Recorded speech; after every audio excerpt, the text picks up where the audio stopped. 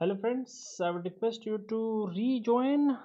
We are starting a new live stream and I'm hoping all of you are there. We've restarted the system. I'm sorry for the problem. There was a problem with the internet. Internet went down, then we had to restart the whole system.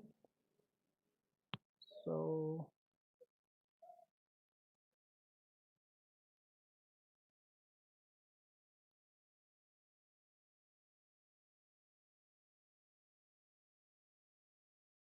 PGMS videos. Uh, we have a current new live video, so I would like you to go there.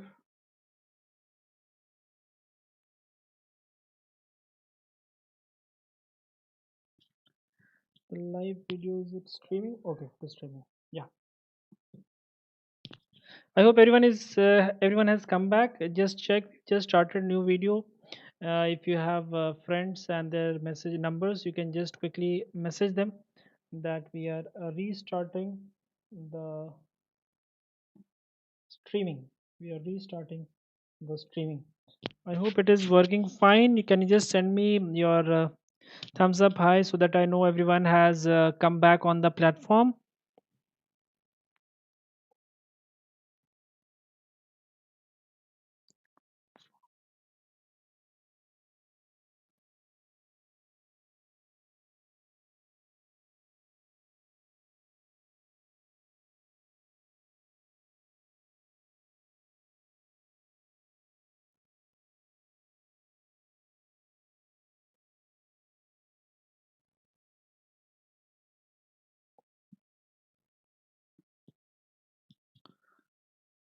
Okay. Okay, great, great, great. I hope everyone is having good connection. So we are talking about the ping pong reaction. I'm so sorry for the internet trouble. Right. So we said one or more product is formed before all the substrates enter the reaction, and I told you typically it occurs for the transamination, the most well-known reaction for which we can see the ping pong reaction is the transamination. So typically when we describe the transamination, if you remember, it will be something like this: alanine plus alpha ketoglutarate will give you pyruvate plus glutamate.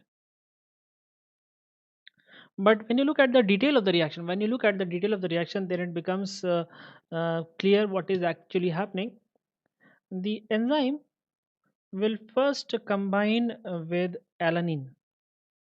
So what is happening? The substrate has entered the reaction. Subsequently, the enzyme attaches to alanine, picks up the amino group from alanine, and releases the pyruvate.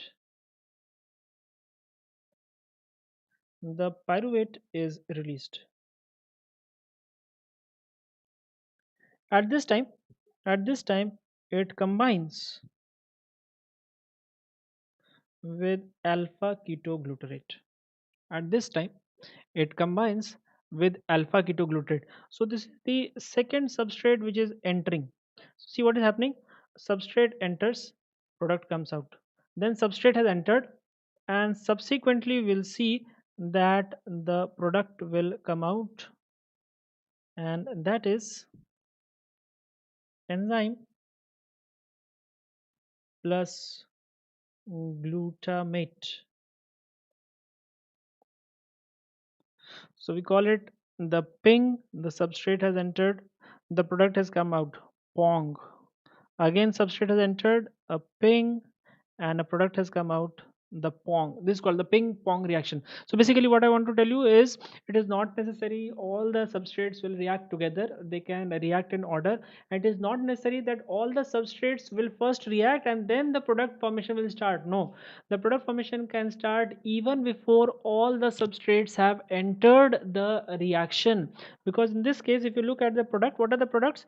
The products are pyruvate and glutamate. Now the pyruvate has been formed even before alpha ketoglutarate has entered the reaction. So what we want to say here is it is not necessary for all substrates to have entered the reaction for product formation to start. The product formation can start even before all the substrates have entered into the reaction. So this was the ping pong reaction. And now we come to the very important feature of enzymes, that is the enzyme regulation. We describe the enzyme regulation depending on how much time this type of regulation takes. So based on the time required for the effect to be seen, we describe the enzyme regulation at three levels. First, the long term control. The first is the long term control. This is seen at the genetic level. We are seeing how the RNA is being formed. So here the terms that we use are induction, repression, derepression, and another thing that we see is degradation of enzyme. So basically the long term control affects the quantity. Can you give an example of long term control? Can you give an example of long term control? We had discussed the example of long term control. We had mentioned the glucokinase, and we had said the concentration increased by insulin. This is an example of long term regulation at the genetic level where the concentration is being increased by glucanase. So remember, the change in quantity is also a type of enzyme regulation. It is not only the activation or inhibition of the enzyme, rather the change in quantity is also a type of enzyme regulation. Typically it is a type of long term regulation. And the second is the mid-term regulation, mid-term control, mostly by hormones. That is, we are talking about the type 2 hormones, which act via the second messenger. They are acting via the second messenger, and they result in the covalent modification. They result in the covalent modification, phosphorylation, and dephosphorylation. If you talk about the time frame, the long-term control will take hours to days. The effect will be seen in hours to days, whereas the hormonal effect can be seen within minutes to hours. The hormonal control can be seen within minutes to hours. So midterm control seen within minutes to hours. Insulin is a special case because insulin will act by both midterm and long term control. Insulin is a special case. It is having the effect of second messenger also, and it is also affecting the action at the genetic level because it is interacting with large number of different factors. But mostly the second class 2 hormones are mostly acting directly at the enzymes by the covalent modification or the second messenger. In case of insulin, we have a special case. It is having the effect at the activation level as well as the genetic level also. See, I'm mentioning the class 2 hormone. Genetic regulation is mostly by class 1 hormones and special hormones like insulin, which are having an effect at the genetic level. The hormones which are having an effect at the genetic level as well as the class 1 hormones. And then we finally have the short term control. The short term control here, the time taken for the effect to appear is within seconds to minutes. The effect will appear within seconds to minutes, and this is occurring at the substrate level. Mostly it is the allosteric regulation. Mostly it is the allosteric regulation. We can have the activators, inhibitors, or we can have the feedback inhibition. The effectors are not a part of reaction or the pathway, whereas feedback inhibition,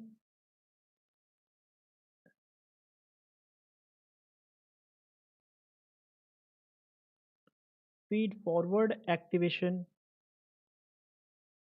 here the molecules are part of the reaction or the pathway.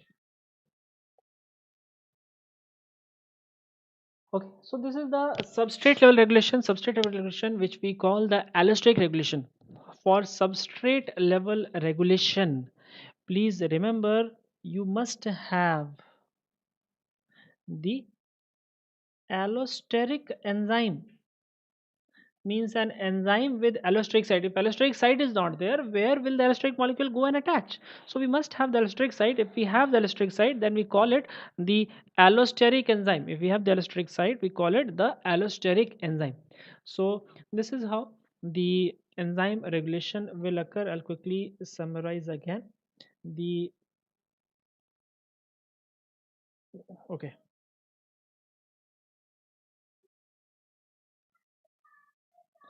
the long term control, class 1 hormones and insulin, which are acting at the genetic level, the class 2 hormones, which are acting via covalent modification and through second messenger, and the regulation by substrates, which can which is the allosteric regulation, which can either be by effectors, by feedback inhibition, or the feed forward activation. So these are the different ways in which enzyme regulation will occur. Any questions so far? Any questions so far before we move into the isoenzymes? Any questions so far?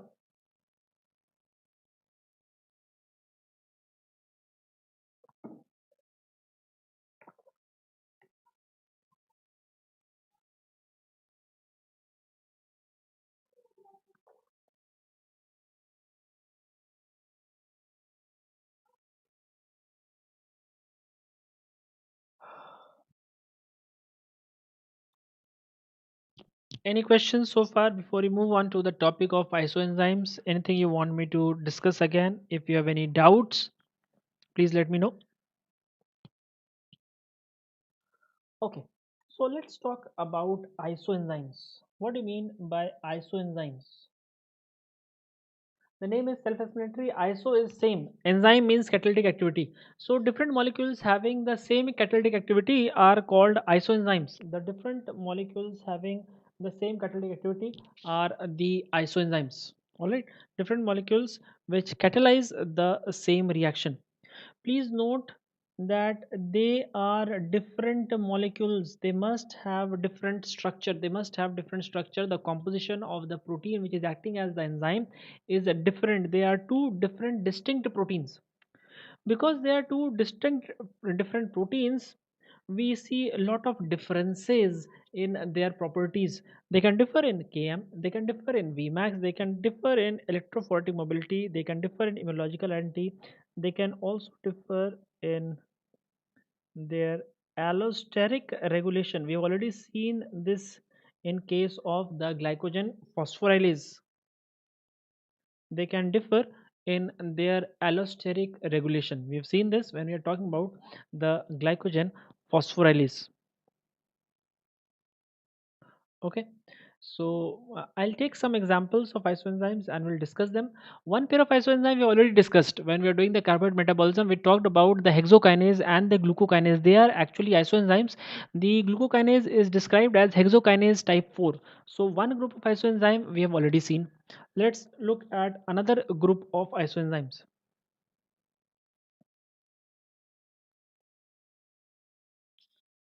The another group of isoenzyme that I'm talking about are carbamoyl phosphate synthetase. The carboyl phosphate synthetase described as CPS. Now we have CPS1 and CPS2. We have two types of carboyl phosphate synthetase, the CPS1 and the CPS2. So let us quickly take a look at the differences between these.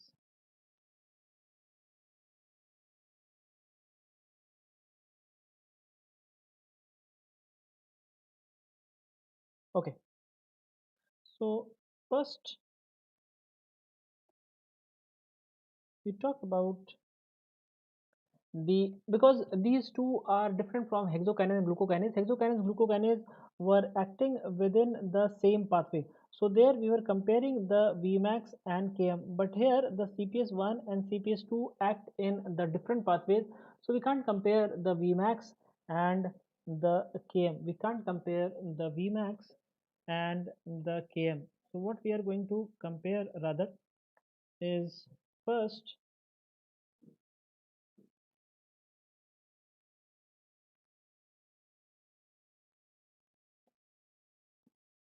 the compartment in which they are working. The compartment in which they are working. First is the compartment.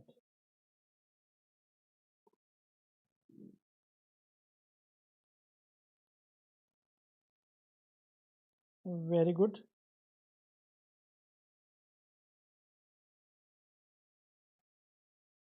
And then we'll talk about the pathways. Already one student, one of you, Miss Sala, has given us the answer. Which pathway are they acting on? Then we will talk about energetics. They require different amount of energetics. There is some difference in the substrates. There is some different in the substrates. How the difference there we'll mention. And the requirement of coenzyme is also different. Can you quickly tell me some of these? One answer I've already got, that the CPS1 and CPS2 are acting in two different pathways. One is in the urea cycle, the second one is in the uh, uh, not purine but pyrimidine synthesis. Can you tell me the compartment in which we find the CPS1 and CPS2? Anyone? Can you tell me the compartment in which we find the CPS1 and CPS2? The compartment in which CPS1 and CPS2 will work. Anyone?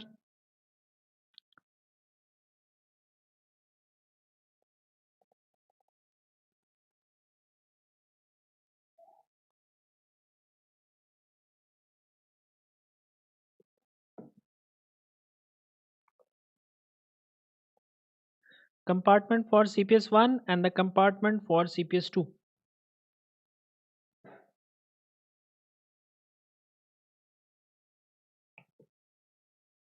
No answers. Very good. So the compartments for CPS1, it is the mitochondria. The CPS2, it is present in the cytoplasm. Very good, very good. The mitochondria and the cytoplasm. The CPS1 will participate in the urea cycle. The CPS2 will participate in the pyrimidine synthesis. It will participate in the pyrimidine synthesis. CPS1 requires 2 ATP equivalent, whereas CPS2 makes use of only 1 ATP. The reason being it has to attach CO2 plus free ammonia. It has to attach CO2 plus free ammonia, whereas CPS2 acts on CO2 plus ammonia from glutamine. It doesn't have to work with free ammonia, therefore the entropy is less, the energy required is less. Similarly, because the CPS1 requires more efficacy, it is working with a difficult molecule which is working with free ammonia. It requires the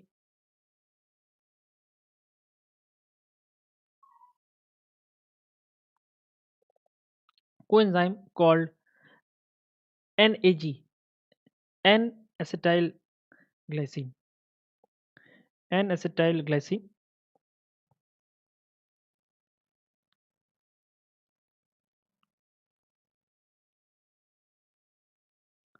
So no coenzyme required here. No coenzyme required here. The NAG stands for N-acetylglutamate. Stands for N-acetyl glutamate, which is not required by CPS2. So these are some of the very important differences between CPS1 and CPS2. They are coenzymes. Very frequently these questions will come in your exam. They'll come as statements, which of them is right, which of them is wrong. So you should know these points about the coenzymes of the carmyl phosphate synthetase.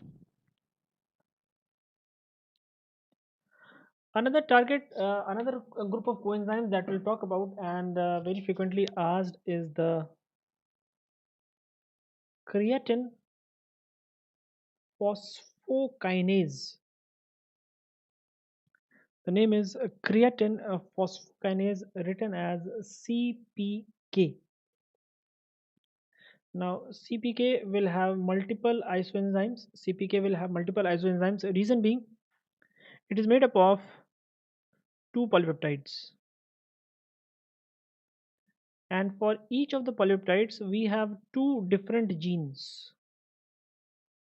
The result, three unique isoenzymes.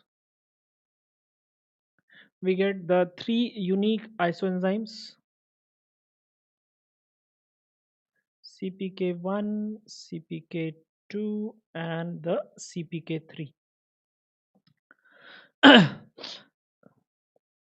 The two genes for the current phosphokinase are M type and B type. So CPK1, both peptides are B type. CPK3, both peptides are M type. And CPK2, one of them is M, one of them is B. This is obviously found in the brain. This is obviously found in the muscle, but MB is mostly found in the heart. All right, they're mostly found in the heart. Here, I would like to highlight one very important thing where most of us make a mistake. Total CPK used for diagnosis of which disorder? Total CPK is used for the diagnosis of which disorder? You have to tell me quickly. Quickly, tell me the answer. Total CPK is used for the diagnosis of which disorder?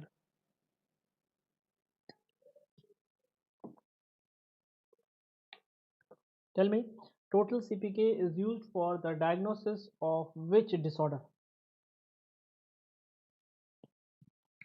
It's a very straightforward, simple question. All of you should be able to answer this.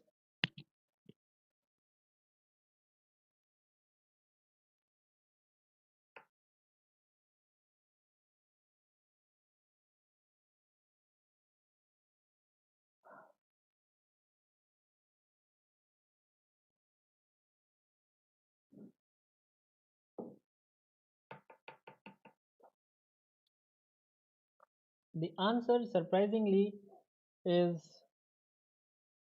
not MI. It is not used for MI. It is used for muscle injury.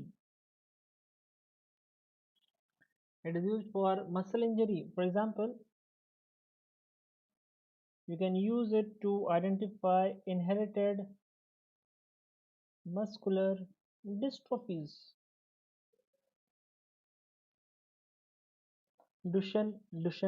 Uh, uh, Becker's limb girdle dystrophy, or you can use it to identify the crush injury.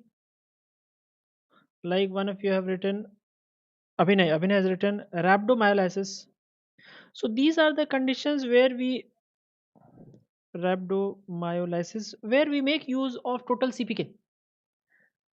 Please note for MI. we use the troponins. The preferred test for MI is the troponins. Trop T, trop I are the preferred test for the MI. Only in reinfarct we make use of the CKMB values. Only in the reinfarct we make use of the CK values. Even here, the new guideline says for reinfarction, if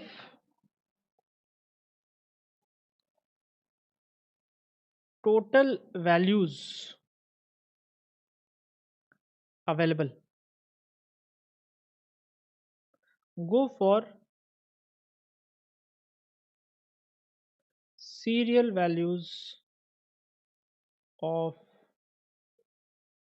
troponin.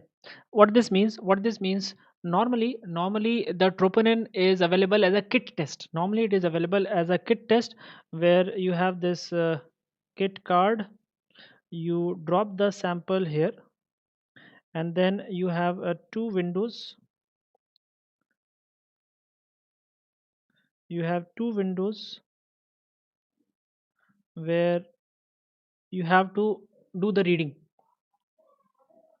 All right.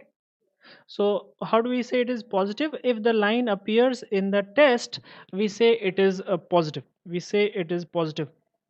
All right.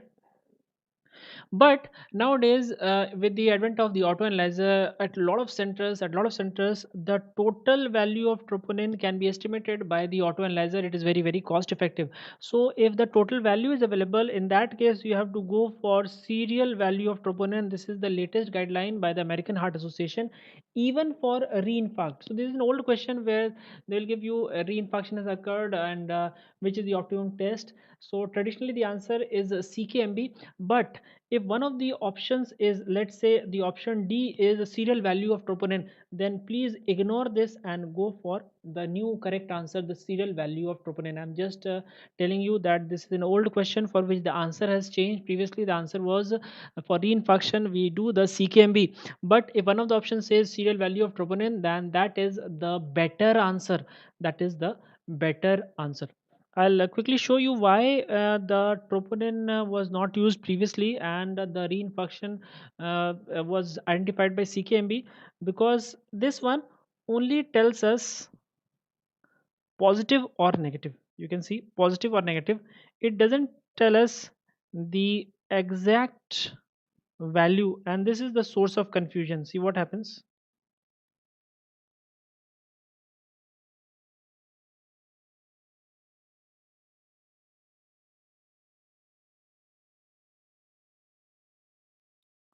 Okay, so on the x-axis we have time.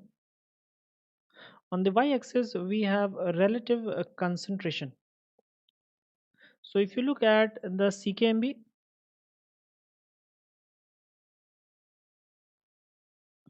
becomes detectable in 3 to 6 hours, reaches the peak in 24 hours, and comes down to baseline by 48 to 72 hours. Comes back to baseline by 48 to 72 hours. All right. But if you look at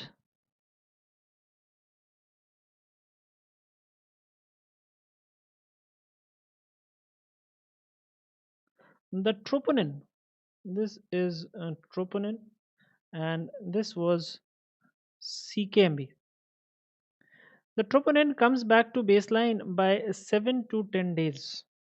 It comes back to baseline by 7 to 10 days. Now, suppose a patient comes to you on day 4 with complaint of chest pain. Comes to you with complaint of chest pain, and you measure the troponin using the kit test. Using the kit test, you measure the troponin, and no infarction has occurred. Even then the kit will tell you positive, because the value is elevated. The kit will tell you positive, so that's a false positive. You cannot use the kit in this case. All right. If the infarction has occurred, then also it will be positive. So it cannot distinguish whether the fresh infarct has occurred or not. It cannot distinguish whether the fresh infarct has occurred or not, whereas the CKMB will start rising again. So when we are measuring it at this point in time, the CKMB will be elevated. CKMB will be elevated, and if CKMB comes out to be elevated, we say okay, the reinfarction has occurred. Troponin plus minus doesn't give us any value. But now that we have the serial values, what we do? We take a value over here, and we take a second value half an hour apart. So what we find? We find a rising trend. If the first value is high and second value is higher still, we call it the rising trend, because the concentration of troponin will keep rising for 36 hours. 24 to 36 hours, the value will keep rising. Will keep rising. So you get a rising trend for a reinfarct. One extra point I'd like to tell you here, the LDH. LDH becomes detectable at 8 to 12 hours. It becomes detectable at 8 to 12 hours, and the window period for intervention in myocardial infarction is 3 to 6 hours. So, as of today, LDH has no diagnostic significance. It doesn't have any diagnostic significance, but some historical importance of LDH is there in context of MI, which I'll talk subsequently. But remember, LDH doesn't have any diagnostic significance because it is detectable after the intervention window period. It is detectable after the intervention window period. So even if you are able to identify that microinfarction has occurred, the intervention window period has gone. You cannot do anything for the current episode. Whatever you will do, you'll be doing for the next episode, not for the current episode. So this is about the creatinine phosphokinase, creatine phosphokinase. We said two peptides for which two genes are there, M type and 3 type, resulting in three unique isoenzymes. Remember, the total CPK is used to identify muscle injury, the inherited muscular dystrophies, the crush injury, the rhabdomyolysis. The CKMB can be used for reinfarct only in those places where the exact value for troponin are not available. We are depending on the kit. So there we use the CKMB to identify the reinfarct. I had explained to you why we are using the CKMB to identify reinfarct. But if exact values are available, the better answer, the new correct answer is the serial values of troponin even for a reinfarction. So that was about the creatine phosphokinase. The last in this list is lactate dehydrogenase.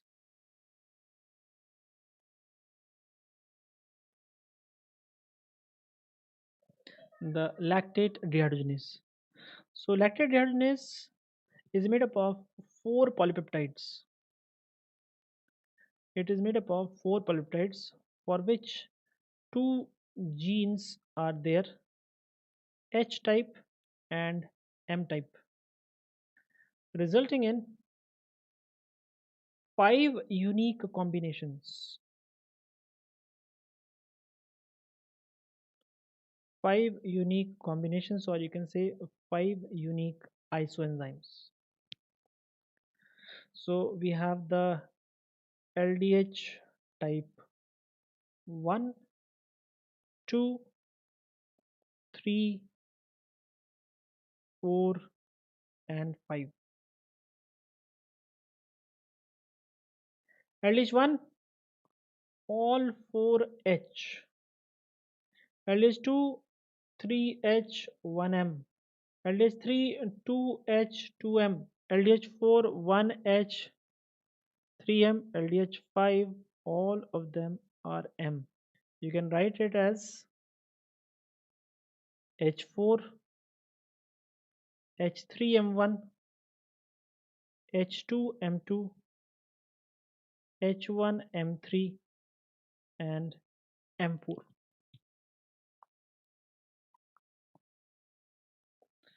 Type 1 is mostly produced by heart. Type 2 is mostly produced by RBC. Type 3 is non-specific. It is produced by most of the tissues. It is the more common variant in the different tissues. Type 4 and 5 both are produced by liver and muscle. Both are produced by liver and muscle.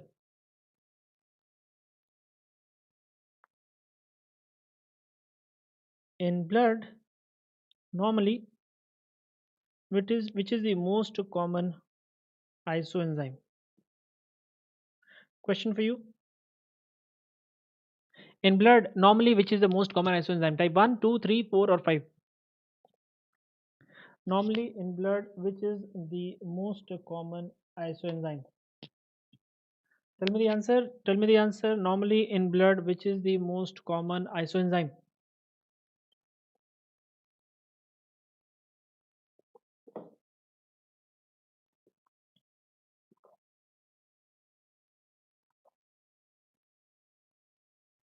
1, 2, 3, 4, or 5?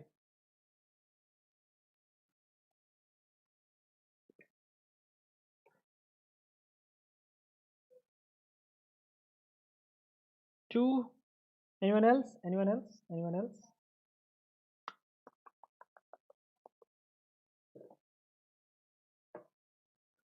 The correct answer is obviously okay,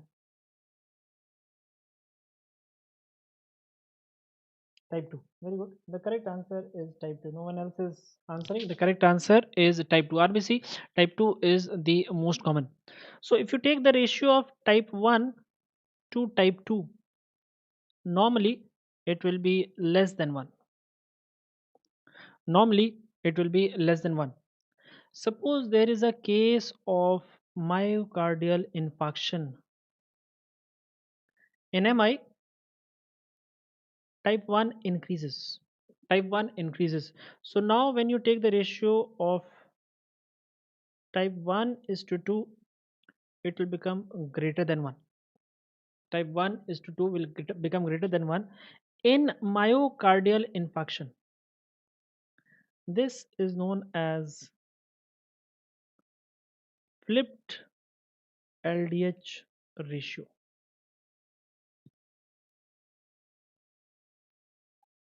Obviously, nowadays it is not of much importance because we have determined that the LDH value is outside the diagnostic window period.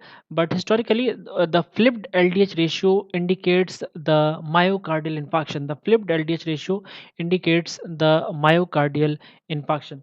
Same way, you can use the values in the numerator. You can have type 4 and type 5, and in the denominator you can have type 2. Normally this value is also less than type 1. If there is liver damage, if there is liver disease, or if there is muscle damage, this value will again become more than 1. Okay, so this is a little bit about the lactate dehydrogenase that you should know. So these are some of the important isoenzymes which frequently land up in your exam. Now I'll finish this off by describing the applications. In other words, uses of enzymes. How we are making use of enzymes. First, first and foremost, we are making use of enzymes as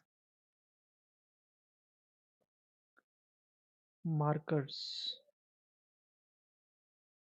or you can say for diagnosis. A large number of enzymes and isoenzymes have been identified which help us in diagnosis. In hemolysis, type 2 will be further elevated. In hemolysis, the type 2 will be greatly elevated. Okay, so primary use of enzymes, the most common thing which should come to your mind is it is used for diagnosis. Various examples: the ALT, the AST, the alkaline phosphatase,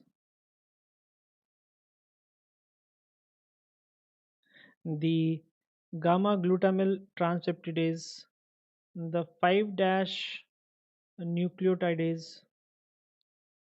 So these are but just a few examples: lipase, amylase, where we are making use of the enzyme.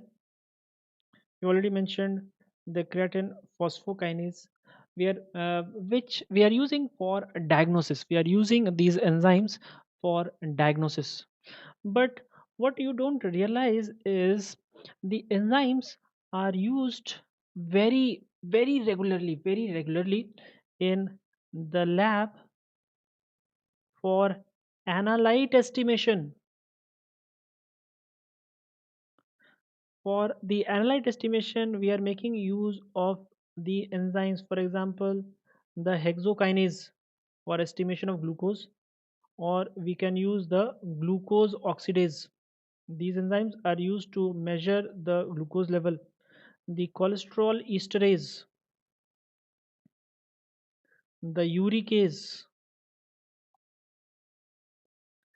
all right, the peroxidases.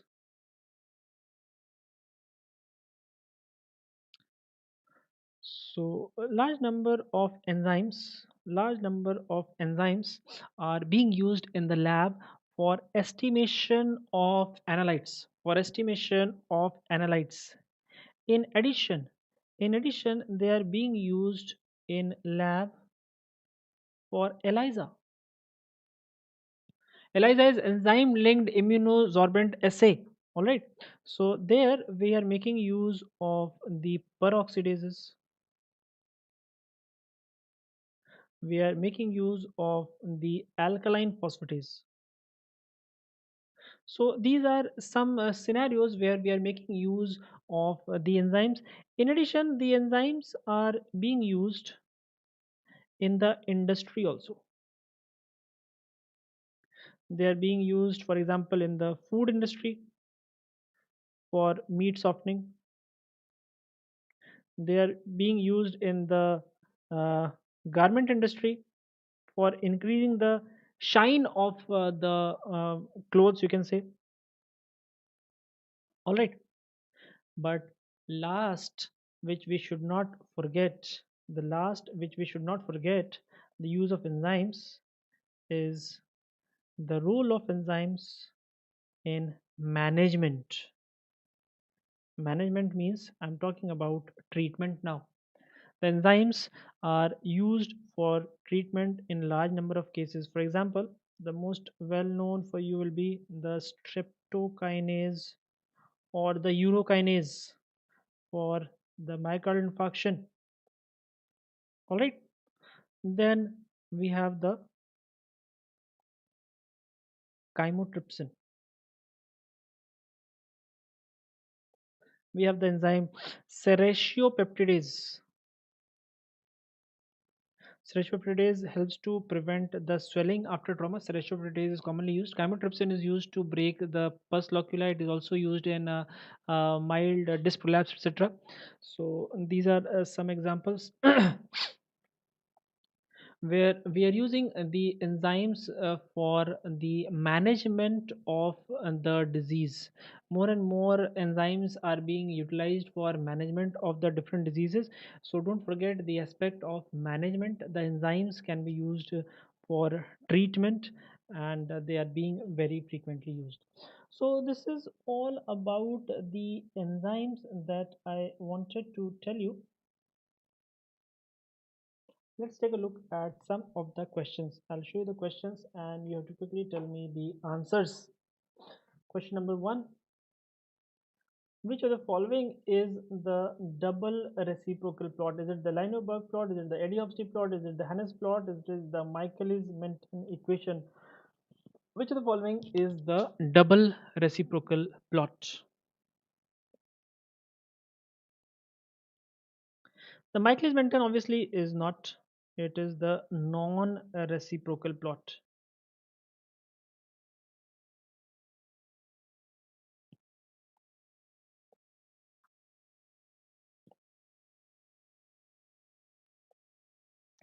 The enzyme replacement therapy, I'll tell you once we have completed all the metabolic disorders, because we have certain disorders in the sphingolipidosis also. So we'll complete that and then I'll tell you the enzyme replacement therapy. Don't worry, I'll give you the list for enzyme replacement therapy. I remember that. Don't worry. Very good. The correct answer is two. These are the single reciprocal plots. The correct answer is the line Weaver Burke plot. Question number two.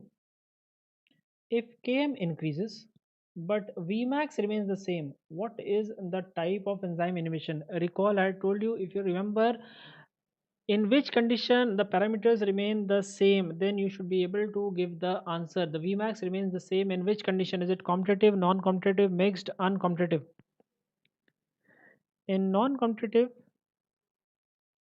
the Km is same. In uncompetitive, both different. The correct answer is competitive. Again, the correct answer is competitive. For competitive inhibition, the Vmax will remain the same, the Km increases. All are true about isoenzyme except options are different Km value, they act on different substrates, have different electrophoretic mobility, and have different physical properties. What is the correct answer for this? All are true about isoenzymes except. By definition, isoenzyme must act on the same substrate. They cannot act on the different substrate. They can have the different Km value, they have the different electrophoretic mobility, and they have different physical property, but they must act on the same substrate. Why? Because they're catalyzing the same reaction. They are catalyzing the same reaction. Next question. Oxidation reduction reaction occurs with all of the following enzymes except. Your options are hydrolase, peroxidase, oxidase, and the dehydrogenase. What is the answer in this case? We already know dehydrogenase is class 1, oxidase is class 1, peroxidase is class 1. What about hydrolase? Is it class 1? No, it is class 3. Hydrolase is class 3. Class 1, another name could be hydroxylase, not hydrolase. Hydrolase is class 1. Hydrolase is class 1.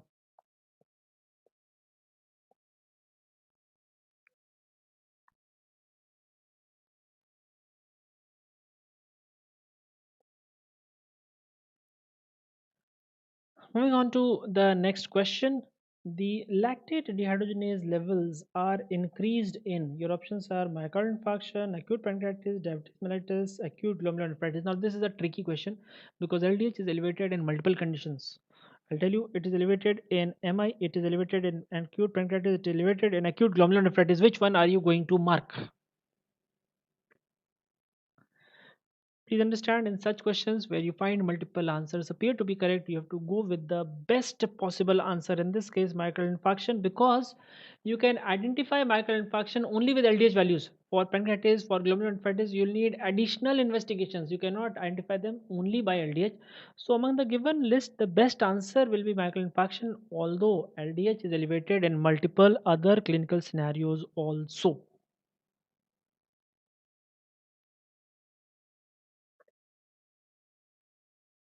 Now, this is the legacy question that telling you about.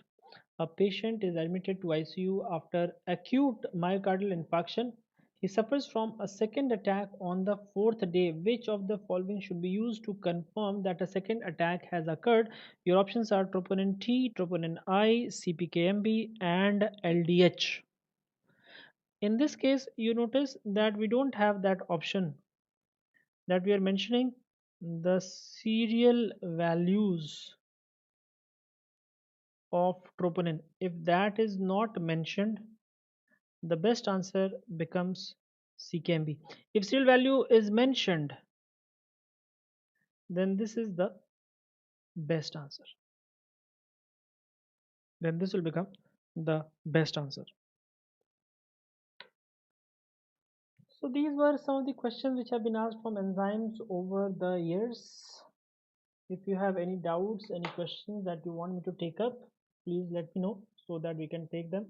At this point, we are going to be breaking for 1 hour. You can have snacks, you can take a break, you can stretch, and then we will restart at maybe 9 or 9:15. We'll restart and we'll start with the topic of amino acids.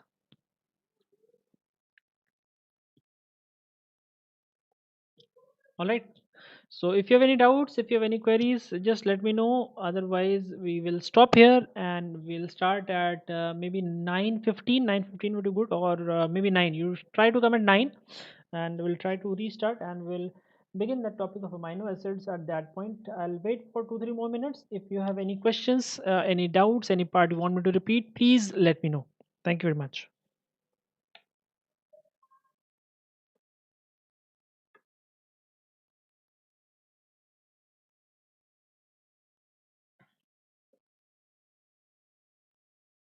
So, ping pong reaction. The concept in ping pong reaction is the concept in ping pong reaction is all substrates need not enter the reaction for product to come out. This is the basic concept that you have to understand. This is why I had told you the ping pong reaction. The all substrates need not enter reaction for products to come out, and we had taken the example of transamination where even before the second substrate has entered, one of the products has come out. So this is the concept which you have to understand.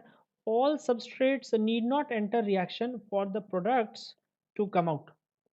The product can start appearing even before the all the substrates have entered the reaction. This was the basic concept of the ping pong reaction.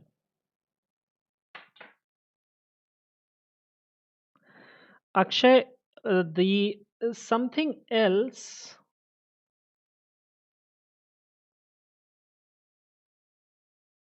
will be obviously different for different cells. For adipocytes, it is the GLUT4, but for liver, it can be the GLUT2. For the CNS, it is the GLUT3. All right. For muscle, again, it is the GLUT4. For the small intestine, it is the GLUT2. So for different tissues, the something else will be different.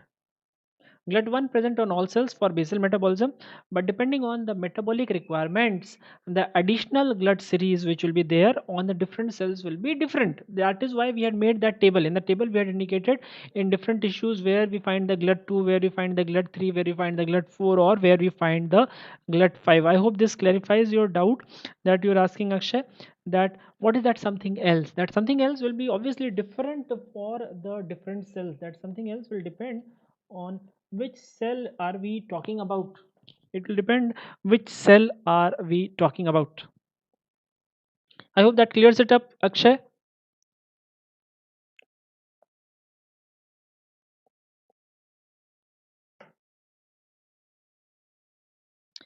Any other question? Any other question?